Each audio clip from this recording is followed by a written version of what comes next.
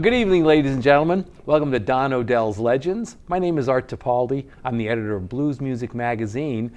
Check us out online at bluesmusicmag.com or check out our Facebook page to see some of our deals and whatnot. And actually, if you check us out online, you can go back to 2 issues, the one with Doug McLeod on the cover, and you can read a feature on tonight's performer, the 2017 Blues Music Award Bass Player of the Year, Biscuit Miller. Hey, how you doing? Welcome to Don Odell's Biscuit. Yeah. So, well, thanks for having me. Yeah, you're going to have a good time here tonight. Let's talk a little bit about bass, because most of the time we get a guitar player in here, or a drummer, or a piano player. Right. What are the things a bass player needs to know about the Chicago blues? It's play simple, and not overthink a lot of things. Just it's real simple to. As a bass player, you have to. There's so many different styles of Chicago blues, so I really don't keep up with what they call blues anymore. Okay. So as a bass player, when I try to tell someone to advance in playing, I just say play simple. Play simple. Okay. And then just find the groove. Lay in there with the band. Right.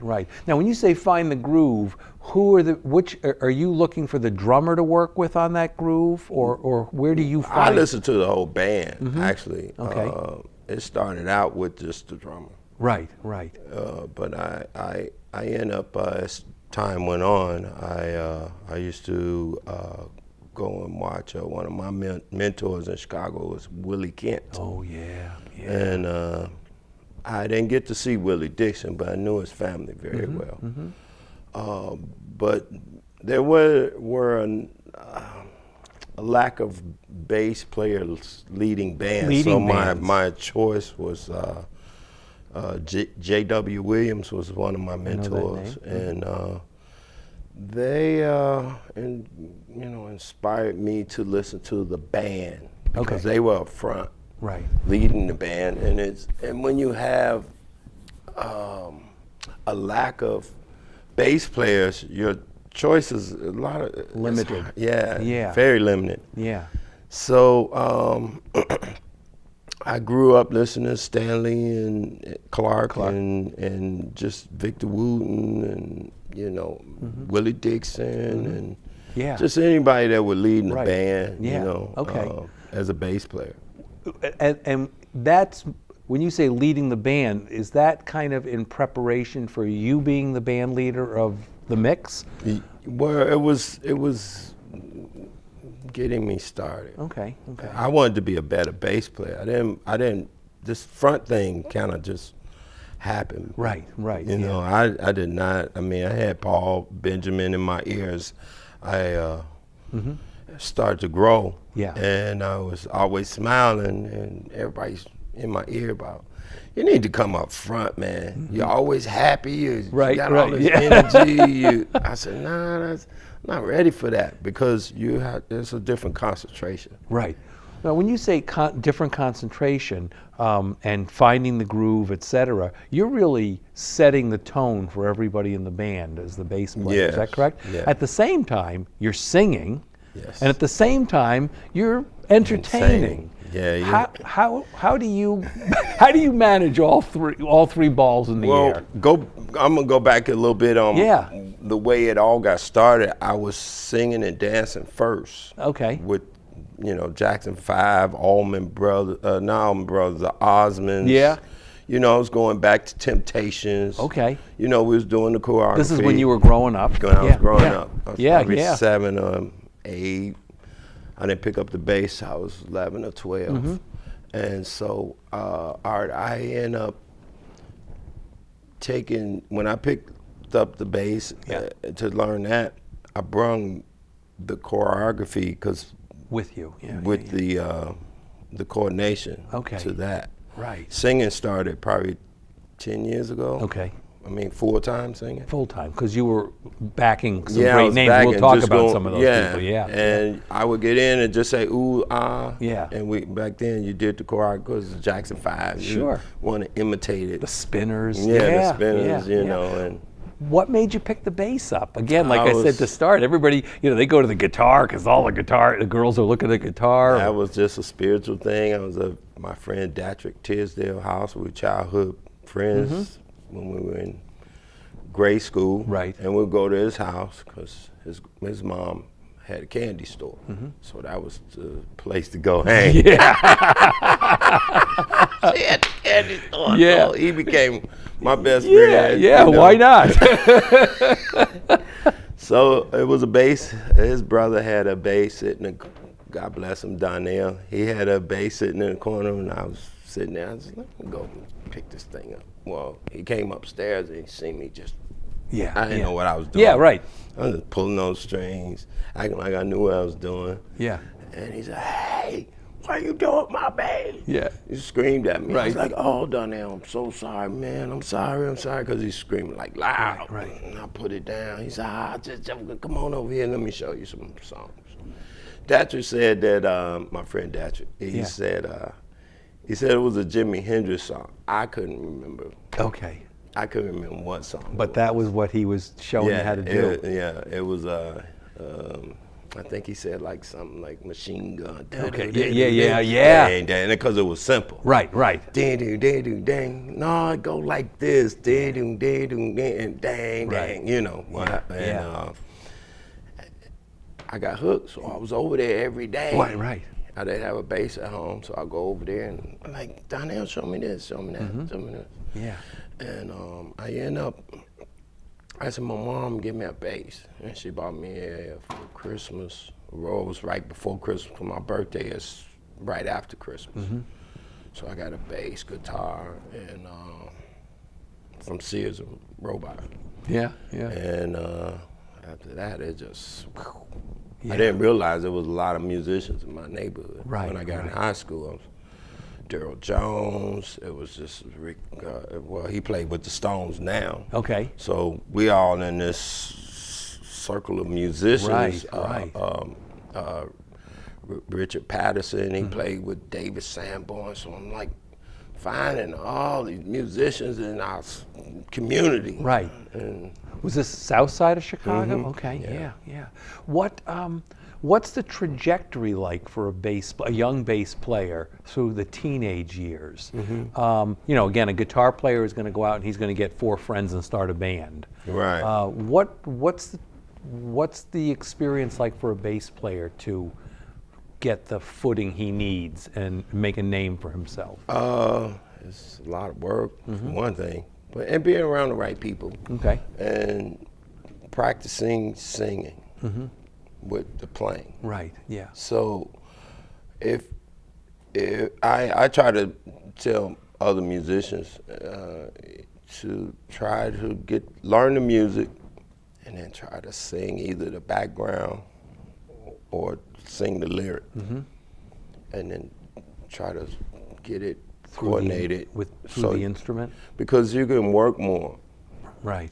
Yeah. if you have multiple things you can do with Right. music. And it took a long time, but Yeah. there's songs I write, and I write it on the bass, and then I try to go sing on it, and I can't coordinate. It's like, whoa, Yeah. I Okay. can't get this downbeat in Yeah. here. Yeah. And I have to have that bass note because everybody's following Right. the Right. rhythm section. Yeah. Yeah. So I try to just take my time and just stay on path. Right. I hope I'm answering the question right. yeah. It's just you gotta stay focused. Were you playing in rock bands I during played high a little school? bit. No, I was a more intimidated guy. Okay. Because musicians around when I was coming up Yeah. they were good. So I would just sit, and we had jam sessions on the weekend in people's backyards. Right. Or somebody's house. And I would just go look. And then as time went on, it was like, okay, Biscuit, you got to play a song. Okay. You get in there and jam. They would jam on stuff. So Yeah. I would go home and try to learn a few songs. But I was more intimidated back then. Okay. Were you learning songs were you learning blues songs? Yeah, it was blues, it was rock, it was soul music, and we would just jam. Yeah. Yeah. And somebody have a song, they say, hey, let's play such song. Yeah. And the musicians' level of musicianship were over. I was just shy. I was a shy guy back then. Yeah. I still kind of have a little bit of that going on, you know. Not when you're on stage. Yeah, no, it comes out there. But yeah, it is very tough when I'm around certain musicians. I just want to watch. Yeah. And just try to learn and see how they do things. Yeah, yeah. So are you, I mean, jump ahead now to where we are today. When you say you like to watch and learn, are you picking up stuff from the young musicians, the Danielle, the young bass players, you know? Yeah. Like, just musician, period, for me. Yeah. I watch them all now. Right. I mean, she is she has a beautiful voice. Right. Yeah. And she's also very solid with her playing. Yeah. And so I know the work that she put behind to Right. get it to that level. Yeah. You know. Yeah. And she started out young, so it takes a while to get that coordination as a bass player. Right. That's why it's not a lot of us out there. I mean, there's a handful, but it's a lot of work to run the band and entertain and be able to have. Yeah, well, she told me too, you know, that you're singing in a different time with the bass playing. Yes. And that to me, that's like, you know, trying to walk and juggle or whatever at the same time. Yeah. That's a whole different mindset. Yeah. There's a lot of good bass players, but there's not a lot of blues bass players leading bands and singing. That's right. We have it's a good list of us out there. Right. But a lot of us are a bit more comfortable just in the back. Sure, yeah. I was talking just a couple of weeks ago for an upcoming story to Larry Fulcher. From Larry, he just won didn't he win the BMA award? I don't know if he did last year. I think he might have. I'd have to check. Sugar Ray's bass player? No. Right. Okay. No, that's Mudcat. Mudcat. Yeah. Larry's with Ruthie. Right. And what he said to me, I'm getting that's the people okay. mixed up. And what he said to me was, he said, I play the bass. He said, and as a bass player, he says, I go for the pelvic region. He says, I want to. He says, we play dance music, and I want to hit people where they're going to dance and not know it. Right. Does that make sense to you? Yeah, I'm hip to what he's saying. Of course. You know, that's what you want to catch them. Yeah. You can know. You can feel. Do you think people feel the bass more for party and dance than it's a big guitar? part. Yeah. Is how it's structured. You know, and it kind of, for me, I write on the bass. Right. I have other instruments I play at home, like a piano or something like that, and you know, I fool around with instruments at home. But once I lock into a good groove, I'm like, yeah, man, this feels good. Yeah. And I'll just play that groove. Right. And then I'll tape it. Yeah. And then I work on the lyrics after.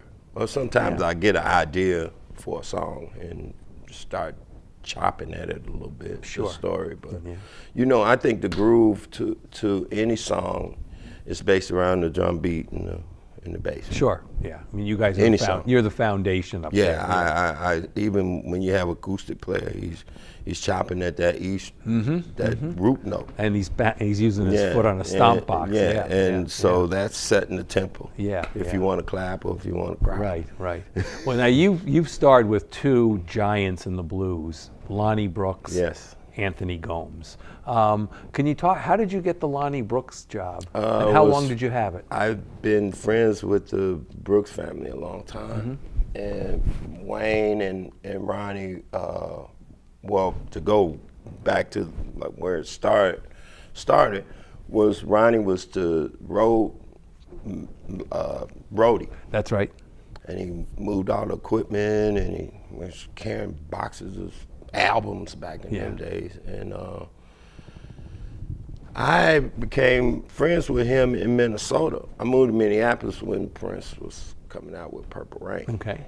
So I met Ronnie in Minnesota, but we were in that same kind of South Side area where they were growing up. We knew all the same people and didn't know it. Yeah. Because he was, we were in passing. Right.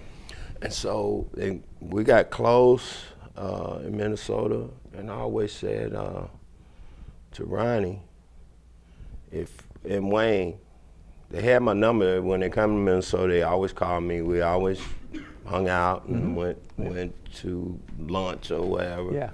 And so one day they needed a bass player for Saturday night. It was a Saturday night. Ronnie called me and said, man, we needed a bass player. Our bass player didn't make his flight, and he haven't called. And so it's before cell phones got really popular, you know. And so I said, he asked me, well, why you working Saturday? I said, whatever I'm doing, it's gonna be changed. Yeah. He said, no, I don't want you to take you from your gig, man. I said, man, this is local stuff. Come down there and play for Dad. You know, I'm on my way. Yeah. He said, well, we're playing over at Blues, etc. And if you can come down, man, because we called around everybody and blah, blah, blah. And I drove down.